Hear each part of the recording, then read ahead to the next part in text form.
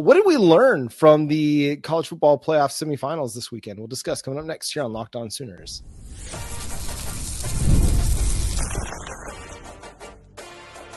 You are Locked On Sooners, your daily podcast on the Oklahoma Sooners. Part of the Locked On Podcast Network, your team every day. Again, thanks for making Locked On Sooners your first listen every single day. Shout out to all the everydayers out there tuning in. Subscribe to the show wherever you get your podcasts. We're free and available on all podcast platforms and on YouTube. So hit that subscribe button, hit that notification bell to let you know when new episodes drop.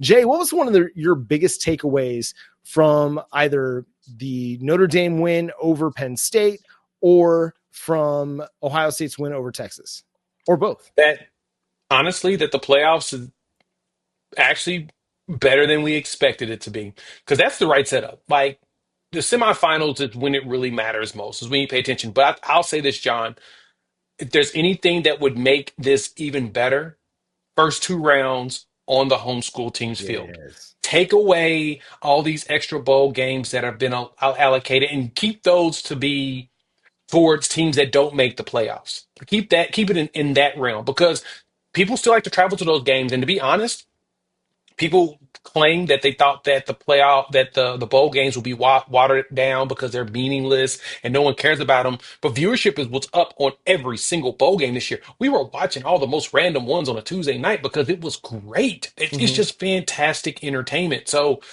keep those bigger bowls. Just rotate your top four, if anything, for the semifinals. Maybe do that. Or heck, you can do it semifinals also on home fields, and then have a national championship at a big spot. So I know some people keep saying they want it to be the Rose Bowl, similar to the way they do it baseball for in Omaha. Now, move that around all those locations. I think it's a lot more fun to move them around. All the five big bowl games, from the Rose Bowl, the Fiesta Bowl, the Orange Bowl, the Sugar Bowl, and the Cotton Bowl. Make those your five destination spots and allow them to have the games. And then let the other bowl games go back to what they used to be traditionally, matchups with certain conferences, so that we can get those games and get peak places for people to go that are warm in the wintertime, so they're not stuck somewhere up cold to go watch a game. The only time it should be a cold weather game is if a Penn State or Ohio State or a Michigan, any of those Big Ten teams that are old school legacy Big Tens, actually get a playoff berth and they actually get a home game. Besides that, no. Put it on the home field. That's the thing that I probably saw that jumped out to me the most, that I would prefer going forward. What's a couple of things that you really appreciated about the college football playoffs?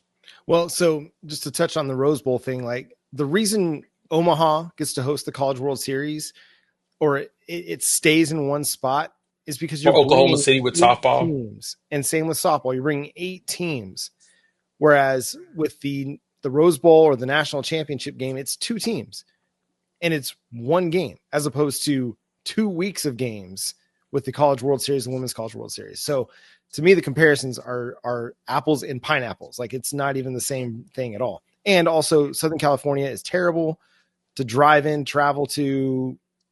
It's not a great audience for college. The venue's amazing, though. Rose It's Bowl's amazing. great. Rose Bowl's fantastic. But But it also, should be rotated. how are you going to reward a media market with the national championship game every single year that can barely support USC football and UCLA football? That does not make sense to me. But that's a rant for another day. On the college football playoff, so watching these 2 games most recently, though, 2 things stood out. Defense matters a lot. The teams that had the better defenses won. Notre Dame and Ohio State. And they had really good defensive plays from their edge guys, from their defensive lines. Do you see the plan? Do you see the process? This is what Oklahoma's trying to accomplish. Create a defense that can go do that. It just so happened that their offense was stinko, and it didn't matter that the defense was good. Yep. It's crazy, John, to even think about that, because the whole conversation that we've been hearing over the last I'd say 7 days, and I think we've seen this even in not only social media but also in our comment section on my channel. Everybody's asking, okay, you guys keep talking about defense, but what about the offensive guys? Did y'all not watch these playoffs? Because all of these games were really focused on defense. These offenses were barely moving. They weren't able, I mean, some of them were basically just chipping away nonstop. Even though different than watching the Buccaneers play against the Washington Commanders not too long ago, it was chipping away offensively. And heck, I think Tampa Bay had like 2 drives the entire second half because, you know, Washington held the ball for so long. That same thing in here in the college football playoffs. You're seeing that these defenses are forcing these teams to get rid of the ball, and the offenses are trying to find ways to slowly just grind out. Not there was a couple of big plays here or there, but for the most part, it was a lot of grinding the entire game. And so, if you got yourself a really good defense that can force these teams to punt on a regular basis, all you need is a competent offense to move the chains on a regular basis. And what's what we're trying to build. John Mateer can do that. Honestly, I think he can do it by himself. He's built for that. We saw Jaden Daniels come from Arizona State and go to LSU and do that. Heck, he won the Heisman from it. I'm not saying John Mateer is going to win it, John. I'm not saying it, Sooner fans. I'm not saying he's going to. But I'm telling you, if he puts up a similar performance that he did at Washington State at Oklahoma, those same numbers will get him put in New York. That's what will happen. He gets 44 touchdowns accounted for by himself. He will end up in New York, and Oklahoma will end up with easily a 10-2 record. So the goal here is get the offense is going to be fine. Ben Arbuckle's going to figure it out with all the young players he's got because it's not like we recruited bad. We're very young. We've got the talent. Now they can unlock it with a quarterback who knows how to help people get open, throw the ball, get it going. Your defense has to hold up. Out of the teams that we lost to this year, I think out of the 7 losses, 6 of those teams were ranked in the top 20 in defenses in the country. I think LSU was the rated the lowest. So you look at that as either 5 or 6, but their top rate defense. Tennessee's up there. Texas is up there. Bama, shockingly, was up there, right? Somehow Missouri was, but their schedule was definitely favorable for them, but they were at the lower end, them and LSU, because LSU's defense just was not up to snuff. Mhm. But you're dealing with teams, John, that have really good defenses. We've got, and we were in that mix too, top 10 in efficiency just about everywhere. We keep that going, John. We got an opportunity to really play for a playoff berth. Here's the other thing that stood out to me. Transfer quarterbacks, Riley Leonard, Will Howard, playing for His national. first time. His first time, isn't it? Maybe. I'm not sure. Yeah, because last year's wasn't. Last year was nope. Last year was JJ McCarthy going up Michael against Penix. Michael Penix. Michael Penix is a transfer. Yeah. So that was a transfer matchup. Mm-hmm. The year before that was what Stetson Bennett, and he was technically a transfer because he walked on. Yeah. So I guess he walked on, left, transferred, and Well, he transferred developed back. there. So he counts. Yeah. So he counts. Technically He counts the 2-year transfer there. Yeah. But you had him. But yeah, you had a few of them. This is gonna be the norm. Yeah. And what stands out about that is also you've got mobile quarterbacks, guys that can run the ball. Make plays on their own. William Lewis is not a runner. Drew Aller can, but that's not his game. Will Howard, Riley Leonard, quarterback power, quarterback draw, read option, all very much a part of those offenses that keep defenses off balance. You've got that in John Mateer. You've got a guy that can run the rock and run it very, very well. And I'm not going to sit here and say that Oklahoma has a team that's going to be able to get them to the college football playoff or even the national championship game. But if you want to find some similarities, find some ways to compare, you've got a type of quarterback that can be very effective in the playoffs and doing what you just talked about, Jay, grinding out games. Because that's what you saw Notre Dame do against Penn State down the stretch, right? They had a drive that I want to say they after they got the ball back after the interception, they just grinded it away. And then once they got into Penn State territory, it was a lot of Riley Leonard power, and because they trusted him to hold on to the ball. So how important that is that going to be? But the fact that you've got a quarterback in a John Mateer who can sling it, but he can also grind it away with the ground game. And I think that gives you a recipe for success for Oklahoma to take some pressure off the defense by having some good time of possession. So it's going to be fascinating, man. Just competent. That's all you need is competent offensive play, and you're fine. Mm-hmm. Yeah, and Mateer can do that by himself. Yeah. I mean, you got to find some playmakers on offense because Ohio State, I mean, they've got a lot of playmakers on offense. and they were able to get, Travion Henderson was able to break free for a big touchdown. But you've got to find some playmakers, and you got to take advantage of those things, and you've got to have some competent play calling, because Sark, my man, what are you doing? We're going to go a little long here because we got to spend a little time on Sark here, because you got 1st and goal at the 2. Are you having PTSD from when Oklahoma shut you down at the goal line? Yeah. And you're just getting outside yourself? My man. Yeah.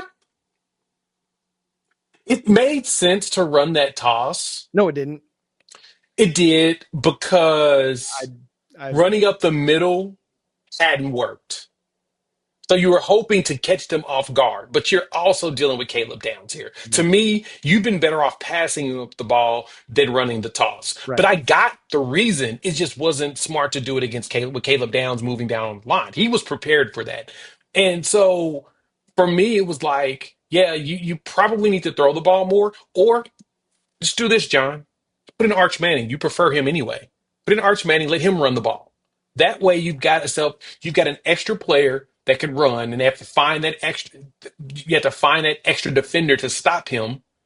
So Arch Manning probably would have caused more problems there. But you put the ball in the hands of the guy that you honestly don't trust, and we've seen you not trust him. And that sack was poetic justice. That's exactly what I was expecting to happen. He's going to get sacked, and he's going to lose the ball, and boom, it happened. The unfortunate thing for Texas is they returned it for a touchdown. And that just basically just opened up the game and just finished it off right there. So, like I said, I got the toss, but it was not the choice that you should have made. It should have been put in Arch, throw the ball, QB power, something. But Ohio State's also really good at stopping people in the red zone. Like when Oklahoma was at its best. That's what we were really good at the entire season. Yeah. I You just can't do hate that. I hate that play call on 1st down. Like it, and there's no action to get people sucked into the middle. Nope. There was no like dive action there to where you could then toss it. There was nothing. It just was all wide, and I don't know. College football players are too fast to try to score from 8 yards deep from the end zone. Right. It's just not going to work.